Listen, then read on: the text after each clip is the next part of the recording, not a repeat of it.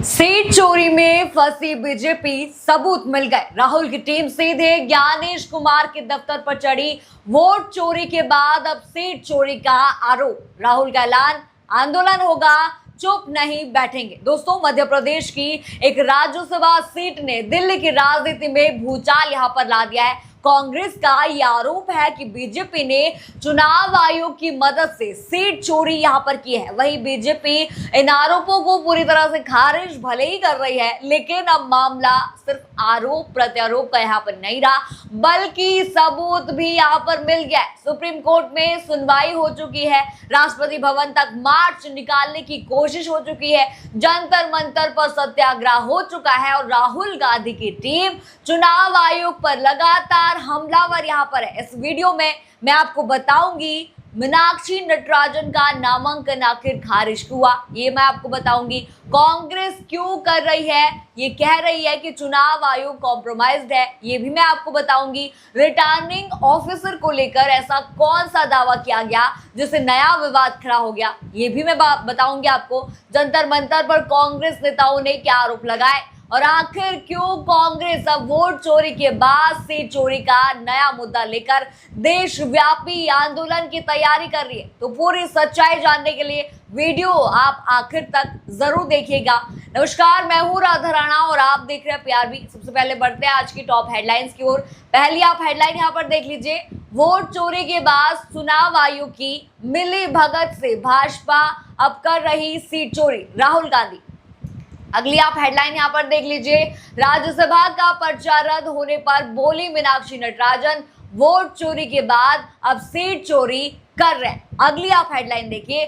देश भर के नेताओं को दिल्ली बुलाने के बाद कांग्रेस ने किया बड़ा ऐलान, 17 जून से चलेगा राहुल गांधी का अभियान। दोस्तों, अब पूरी खबर आप समझिए। हेडलाइन तो आपने देख ली। मध्य प्रदेश राज्यसभा चुनाव में कांग्रेस उम्मीदवार मीनाक्षी नटराजन का नामांकन जो है वो खारिज कर दिया गया।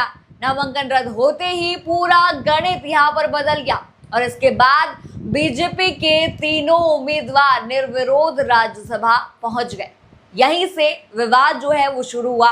कांग्रेस का यहां पर कहना है कि जिस तीसरे उम्मीदवार के लिए पर्याप्त संख्या बल तक नहीं था, वो भी बिना मुकाबले जीत गया। जी हाँ, यानी चुनाव से पहले ही परिणाम यहां पर तय हो गया। कांग्रेस ने इस फैसले को सुप्रीम कोर्ट में चुनौती तक दे दी, लेकिन सुप्रीम कोर्ट ने चुनाव प्रक्रिया में दखल देने से इनकार यहां पर कर दिया और चुनाव याचिका दायर करने की सलाह यहां पर दी। जी हाँ, हालांकि कांग्रेस अब इस लड़ाई को आगे बढ़ाने की तैयारी में है। अब मैं आपको दिखाती हूँ सबूत। आप देखिए, आप उमंग सिंघार का ये ट्वीट देखिए, ये वीडियो आप देखिए। उन्होंने कहा कि रिटर्निंग ऑफिसर ने स्वीकार किया गलती हुई है, लेकिन सरकार के दबाव में नौकरी भी तो उनको बचानी है। वीडियो आप सुनिए पहले, उमंग सिंघार यहाँ पर क्या कह रहे हैं, वीडियो आप सुनना। मध्य प्रदेश के राज्यसभा मीनाक्षी जी का जो फॉर्म निरस्त किया गया, हम लोग वही थे। मैं प्रस्तावक था। जिस प्रकार से रिटर्निंग ऑफिसर की भूमिका थी, उस रिटर्निंग ऑफिसर ने कहा किसी को, जब उससे पूछा आपने ये गलती क्यों करी, तो उस रिटर्निंग ऑफिसर का उस हमारे साथी विधायक को जवाब था कि मुझे नौकरी करना है। वीडियो आपने सुना किस तरह से साफ साफ उन्होंने कहा। दोस्तों, अगर ये आरोप सही है तो मामला बेहद ही गंभीर है, क्योंकि यहाँ सवाल सिर्फ एक सीट का यहाँ पर नहीं रह जाता। सवाल हो जाता है कि बीजेपी ने ये हमारे देश को क्या कर दिया है, किस ओर धकेल दिया है। क्या हमारा देश अब लोकतंत्र बचा है? क्या यही सवाल अब कांग्रेस अब पूरे देश के सामने जो है वो रख रही है। मीनाक्षी नटराजन का ये ट्वीट देखिए, आप वीडियो देखिए। वो कहती है कि मैं पहले दिन से कह रही हूँ कि चुनाव आयोग कॉम्प्रोमाइज्ड है। ये बात आज फिर से साबित हो गई है। हम राज्यों के खिलाफ नहीं लड़ रहे, हम चुनाव आयोग और रिटर्निंग ऑफिसर के कॉम्प्रोमाइज्ड होने की बात कह रहे हैं। आप मीनाक्षी नटराजन का ये वीडियो देख लीजिए। मीनाक्षी जी, आप थी वहाँ पे, खुद प्रेजेंट थी। हाँ, मैं ऑनलाइन थी। ऑनलाइन प्रेजेंट पूरी दलील सुनी। हाँ, क्या आप सेटिस्फाइड हैं जो सरकार? देखिए, मैं तो पहले दिन से कह रही हूँ कि चुनाव आयोग कॉम्प्रोमाइज्ड है, चुनाव आयोग की साठगांठ है। और आज ये एक तरह से और भी प्रूव हुआ, जबकि स्टेट ऑफ मध्य प्रदेश का वकील वहाँ पे खड़े होते हैं, तो ये तो स्टेट ऑफ मध्य प्रदेश का मामला ही नहीं है ना।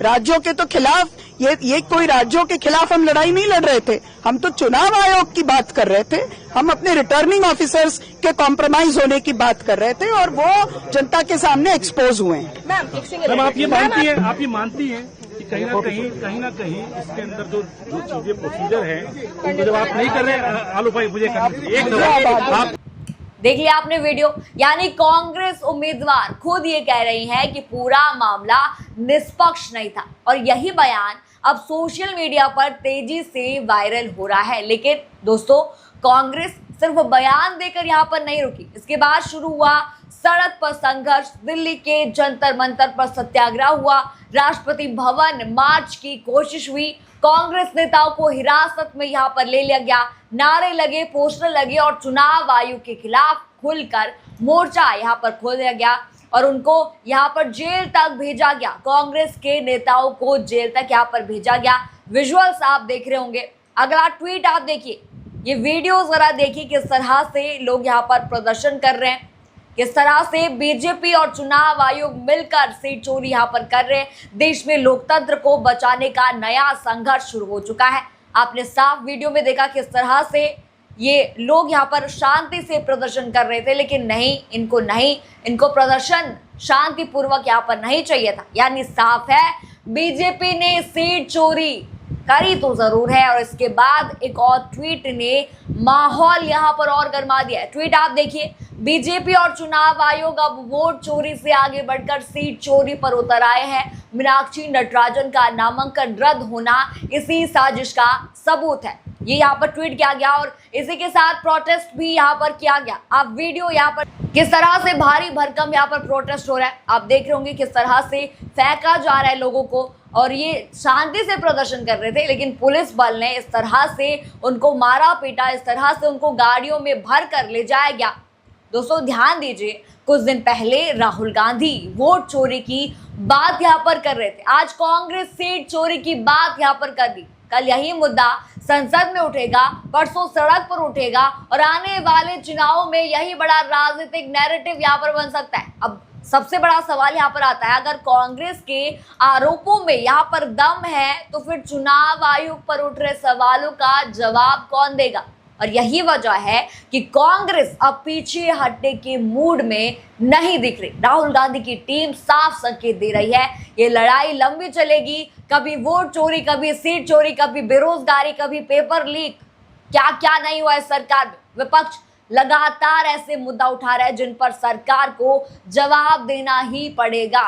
जी हाँ, अब ये अगला ट्वीट यहाँ पर कांग्रेस का ही ट्वीट देखिए, साफ यहाँ पर पत्र के साथ उन्होंने लिखा है, भारतीय राष्ट्रीय कांग्रेस पेपर लीक, परीक्षा अनियमितताओं, बेरोजगारी और मोदी सरकार द्वारा युवाओं के साथ किए जा रहे व्यवस्थित विश्वासघात के खिलाफ राष्ट्रव्यापी अभियान के पहले चरण की घोषणा करती है। यानी कि कांग्रेस अब चुप नहीं बैठेगी। जी हाँ, वो 17 जून को ये प्रोटेस्ट होगा। मोदी जी, बीजेपी, किसी की खैर यहाँ पर नहीं बचेगी। अब ये प्रोटेस्ट बहुत बड़ा होने वाला है। कोटा से, राजस्थान की कोटा से ये प्रोटेस्ट यहाँ पर होगा। अब कुछ भी हो सकता है मोदी जी, अब इतने घोटाले आप करेंगे तो जनता यहाँ पर चुप तो नहीं रहेगी, जनता कुछ तो यहाँ पर करेगी। आरोप तो यहाँ पर बहुत लग चुके हैं। कांग्रेस ने तो यहाँ पर साबित भी कर दिया है कि सीट चोरी जरूर यहाँ पर बीजेपी ने की है, साफ यहाँ पर दिख भी रहा है। और यही वजह है कि अब पूरे देश में मोदी जी के खिलाफ यहाँ पर हो गया है पूरा देश। जनता अब मोदी जी से परेशान हो चुकी है। देखिए, 17 जून को आपकी सत्ता कहीं चली ना जाए, क्योंकि फिलहाल तो कांग्रेस ने राजनीतिक बम यहाँ पर फोड़ दिया है और बीजेपी समर्थक पलटवार यहाँ पर जरूर कर रहे हैं। अगर हर हार के बाद नया बहाना खोज लिया जाएगा तो जीत का रास्ता कब खोजा जाएगा। अब देखना ये दिलचस्प होगा कि ये सीट चोरी वाला मुद्दा कुछ दिनों की राजनीति बनता है या फिर आने वाले चुनावों का बड़ा हथियार ये बनेगा। आपको क्या लगता है, क्या ये लोकतंत्र बचाने की लड़ाई है या फिर चुनावी हार के बाद बनाया जा रहा ये नया राजनीतिक नैरेटिव है? क्योंकि जिस तरह से ये सीट चोरी यहाँ पर हुई है, ना ही कांग्रेस यहाँ पर चुप बैठेगी, ना ही बच्चे जो युवा हैं पेपर लीक पर यहाँ पर चुप बैठेंगे। 17 जून को जो ये प्रोटेस्ट होने वाला है, आपका क्या कहना है इस पर हमें कमेंट करके आप जरूर बताइए। साथ ही बने रहिए पीआरबी के साथ। चैनल को लाइक करें, शेयर करें, सब्सक्राइब करें। धन्यवाद।